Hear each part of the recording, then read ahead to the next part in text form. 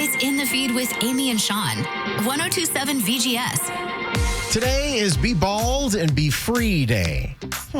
So this is a day where if you are bald, be it. I guess so, yeah. And also be okay with it. A survey, although, reveals that 70% of women have never dated a bald man.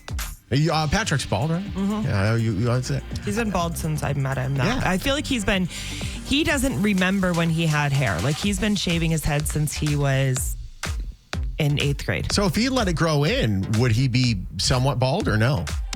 No, he has hair. Oh, wow. Yeah. Okay, bald by choice. Yeah. See, that's a level of self-confidence that I will never have. I got hair restoration because of numbers like this. Just 13% of women between the ages of 25 and 40 find bald men attractive. That's very interesting. 13%. That's awful. 50% of women say men become less attractive as they lose their hair.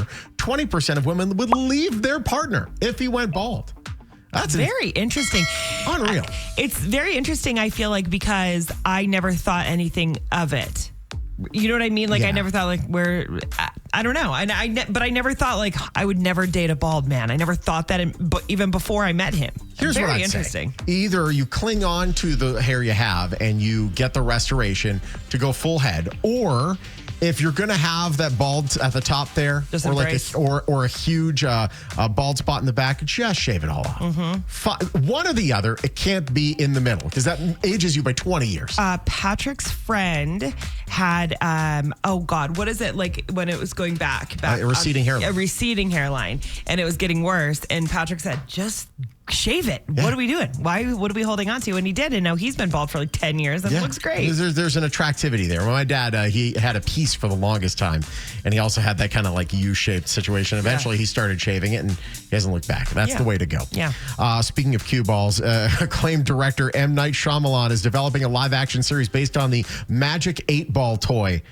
We have run out of ideas. Whoever looked at a Magic 8-Ball toy and said, you know what this needs? A movie. Other than maybe Toy Story. Does it all come true? Like, if whatever you ask it and it pops up, then it comes true or something? I don't know. It's going to be a show that reimagines it as part of a character-driven supernatural drama. Will this show be good? Not likely. For kids, maybe. I loved it. I remember I got one for Christmas. Core memory for me. I love the toy, but a whole TV series around it? I don't know, man. Passengers on a Norwegian cruise line ship were really bummed to find out that their journey from New York City to the Caribbean took a slight detour to Boston in Maine. It happened earlier this month when Hurricanes Humberto and Imelda barreled down on the tropics. A lot of passengers said they weren't told about the change in the itinerary until, like, they're literally on the boat. They had all their clothing packed for tropical weather. Gosh. And they end up in the harbor of Maine. I think they went to Nova Scotia as well. There's a major temperature and vibe difference. Yeah, you don't say. Boston's a lovely place, don't get me wrong. And the weather, like, the very beginning of the month was decent. But you're like, you want little drinks, colorful with the little umbrella. You want to, That should be a requirement that they give you the option. You can disembark. Off. Yeah. That's nuts. That's not okay. This is why I would, you know what? At that point, I'm suing for kidnapping. 1,000%. This is why I haven't done a cruise. They scare me because they can just do whatever. Like I know. They're just lawless. Like, stay out there for longer or come in early. Yeah. Heaven forbid COVID 2.0 comes in. Forget about it. Oh, man. I'm done.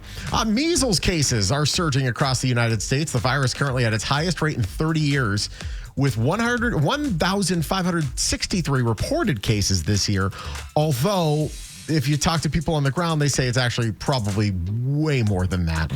It was previously declared eliminated in the year 2000 because there hadn't been a local transmission of the disease in 12 months. Crazy. That usually means you're done. But now, people are emboldened and they're like, nah, you know what? Screw it.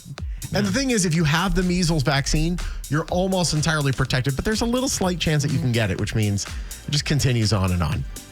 Polio, any moment now. It's coming back. Finally, serial record breaker David Rush recently broke the world record for fist bumping. Oh, God. Okay, this is from Jersey. a big deal. He and his friend completed 426 fist bumps in 30 seconds, beating the old record of 406. Good job, guys. Once again, I'm telling the Guinness World Record people, you get me a collection of all the most Guinness World Record people that you can get in one place, and I will flip them off. I want to set the world record for that. Cleveland County, North Carolina we go, where police are looking for several thieves who stole rocking chairs from a Cracker Barrel restaurant. Oh my gosh, that's terrible. Monsters. As though Cracker Barrel didn't have enough of a bad year.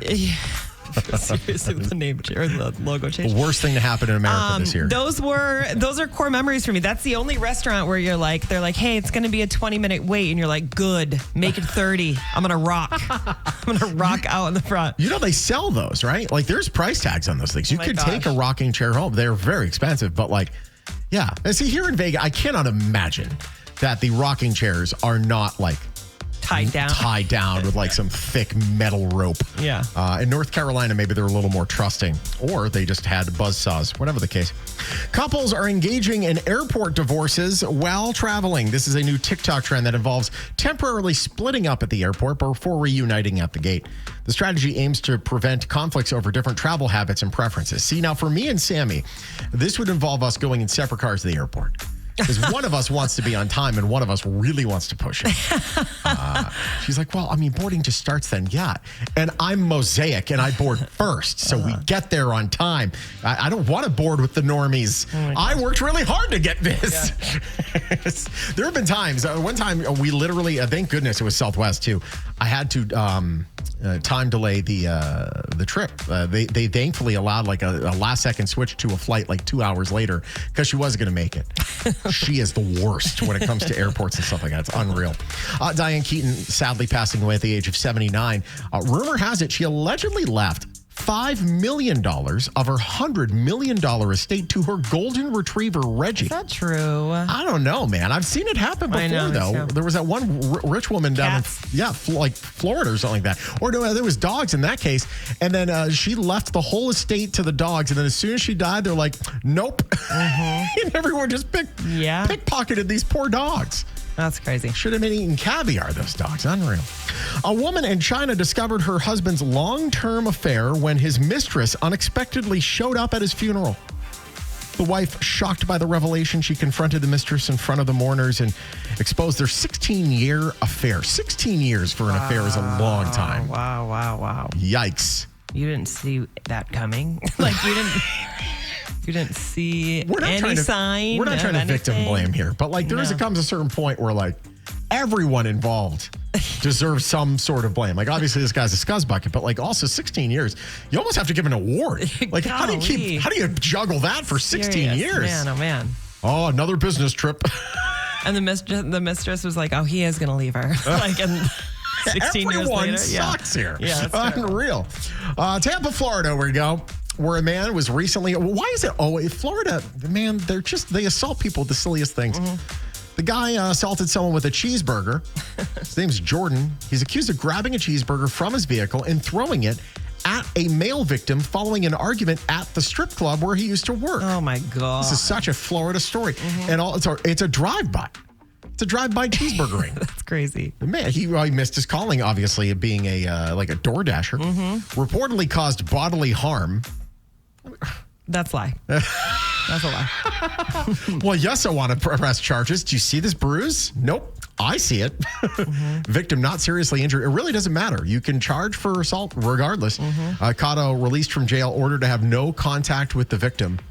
The strip club, though, maybe that's full contact. Who's to say? Finally, we've talked about you. You were not a bridezilla. You were actually the total polar opposite. You didn't care.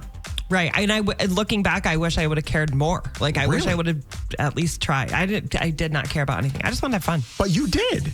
I had a blast. You said it was the best day of your life. Yeah, I had a blast. So maybe you did it right. This bridezilla, maybe not so good. She recently demanded, this is a Reddit story, that her entire bridal party get spray tans for consistency. She wanted all of them to, because you could you paint the wall a certain color, and heaven forbid, then you get a wrong tint. I've seen brides who are actually like upset if their bridesmaids are like pregnant, like during the wedding. Like your whole life is not on hold waiting for you to get married. Come on. Here's the problem, though. According to the story, a few of us actually went and got tans done thinking it would calm her down, but she flipped out saying we look too dark and accused us of trying to sabotage her look. Wow. She's very pale herself and doesn't plan on getting one, so everyone has to be not tan? That's wild. I don't know. If this was my senior prom in 2002, it almost to the point of like blackface. I mean, honestly, everyone was going to the fake bake too much.